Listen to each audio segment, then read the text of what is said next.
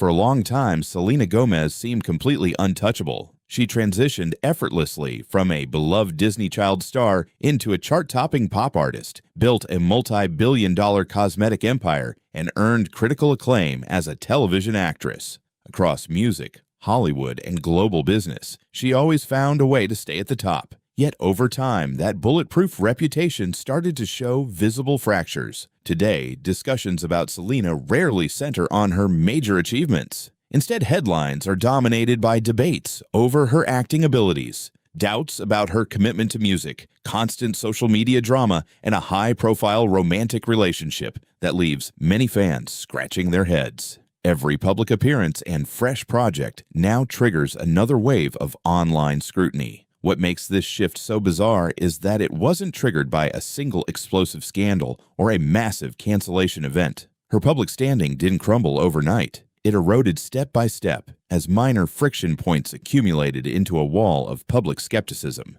The internet, which once universally rooted for her, now scrutinizes her every move. So how did one of the most successful Disney alumni transform into one of the most polarizing figures in modern pop culture? Is Selena Gomez actually facing a career downfall, or are audiences simply viewing her through a fundamentally different lens? Her story wasn't supposed to involve questions about her ongoing cultural relevance. Early on, she seemed to possess the ultimate playbook for long-term stardom. Before the massive corporate ventures, she was the standout talent on the Disney Channel, portraying Alex Russo in Wizards of Waverly Place. Her sharp comedic timing and relatable charm made the series a cornerstone of late 2000s youth culture, embedding her into the childhood memories of millions. Disney quickly capitalized on her charm, expanding her reach into feature films and a burgeoning music career. Very few adolescent stars successfully balanced screen acting with pop music, yet Selena made the dual trajectory look seamless. When her flagship television series ended in 2012, she faced the classic child star hurdle, reinventing her image for a mature demographic. Rather than rushing into another standard sitcom, she deliberately pursued darker film roles and evolved her sound to shed her Disney origins. Interestingly, music was never meant to be her primary focus. As she has noted in interviews, singing began as an enjoyable extension of her Disney work rather than a deep, lifelong calling.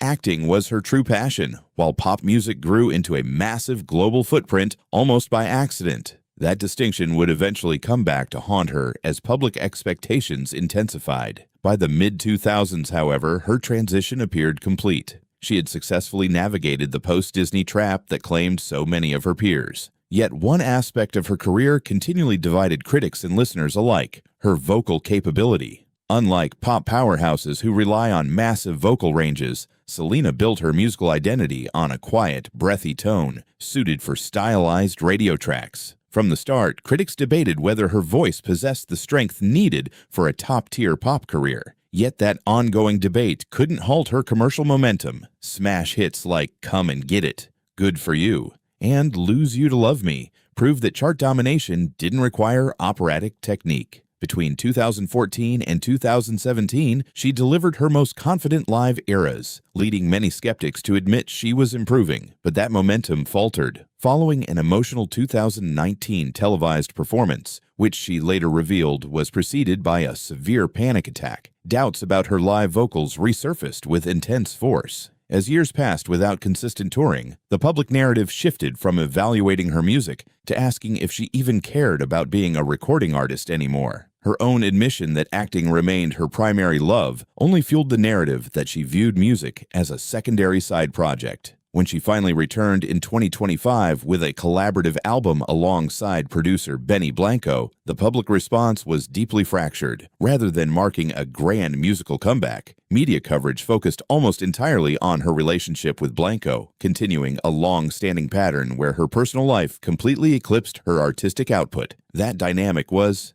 nothing new. For over a decade, it has been impossible to discuss Selena without mentioning her past relationship with Justin Bieber. Their tumultuous, decade-long romantic narrative flooded tabloids throughout the 2000s. Even after their final breakup and Bieber's 2018 marriage to Hailey Bieber, the internet refused to let the story die, endlessly pitting the two women against each other. This permanent association meant every new song, interview, or project was analyzed through the lens of her past romantic history. Even her biggest emotional ballad, Lose You to Love Me, was swallowed whole by the Bieber narrative. Simultaneously, Selena's personal health battles became central to her public identity. Her open struggle with lupus, which necessitated an organ transplant in 2017, initially earned her widespread empathy and admiration. However, over time, physical changes, vocal shifts, and stylistic adjustments in her acting performance became subjects of relentless online speculation.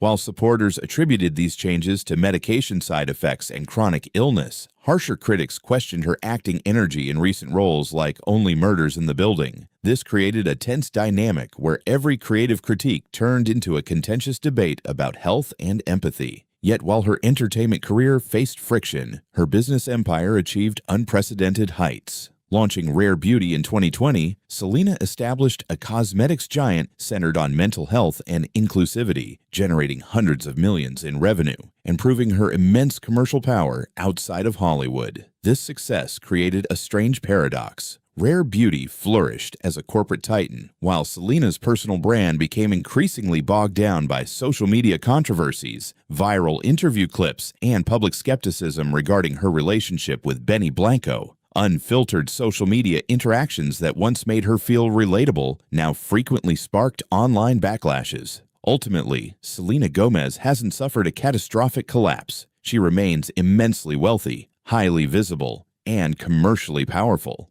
What has shifted is the audience's perception. The universal admiration of her youth has dissolved into a complex landscape of skepticism, nostalgia, and relentless commentary. Whether this shift represents a true downfall or simply the inevitable friction of modern hyper-analyzed celebrity culture is up to the viewer. But it proves that in the internet age, public goodwill is far more fragile than fame itself.